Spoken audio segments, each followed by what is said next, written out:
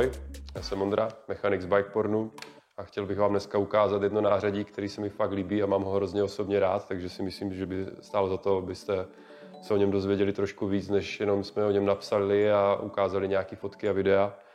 Je to nářadí 8-bit Kid One od Wolftutu, což je americká značka, která vyrábí převodníky, ale spoustu jiných zajímavých věcí a třeba tady takovýhle nářadí.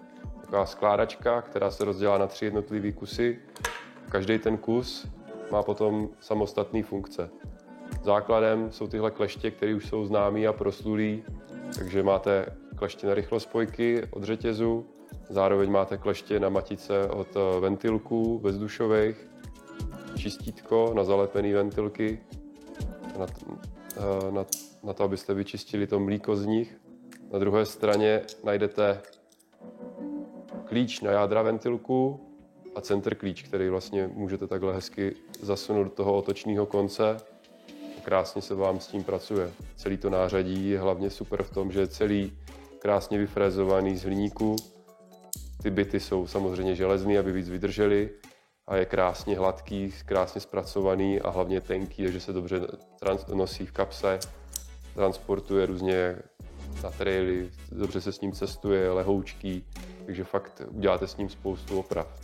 Ty kleště samozřejmě potom v sobě mají ještě tady takovýhle samostatný držák na náhradní rychlospojku a potom samostatný bity od 8, které můžete povolit nebo dotáhnout pedály, kliky až po malý torxy na různý třeba stavěcí šrouby, krytky, expanzek a podobně.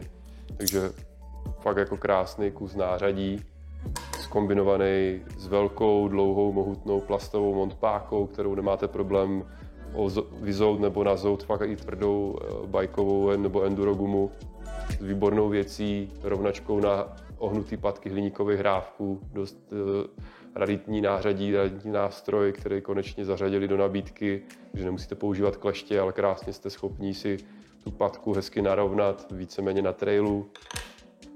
A poslední část téhle skládačky je samozřejmě nitovačka, kterou takhle můžete obsluhovat těma, vytáhnete trojku imbus a ovládáte nitovač, který se dá krásně vyklopit.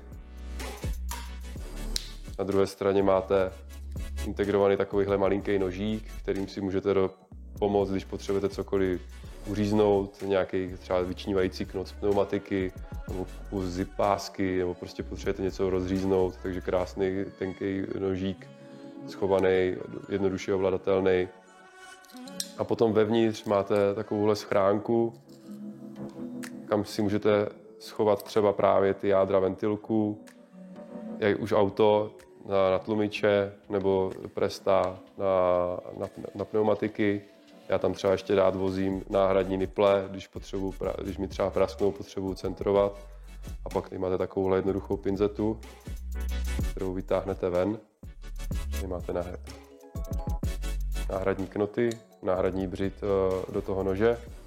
A pak tu pinzetu, kterou takhle vlastně otočíte naopak. Zavřete, protáhnete knot a krásně velkou silou máte oporu a můžete si opravit píchlou gumu.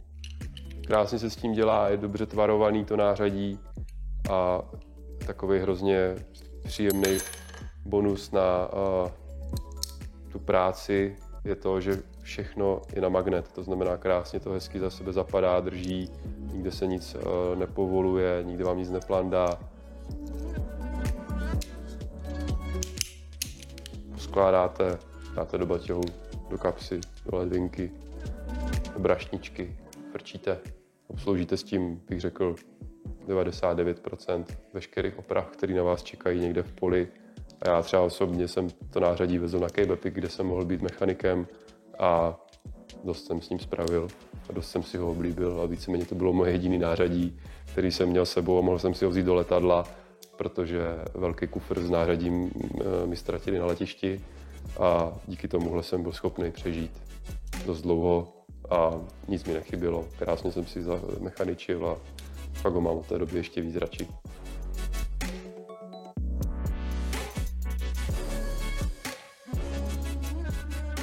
Sebe všecko zacvakává, takže ti, co mají rádi Lego, nebo prostě hezké věci, tak určitě v tomhle najdou velkou zálibu. Gramlavý ruky už.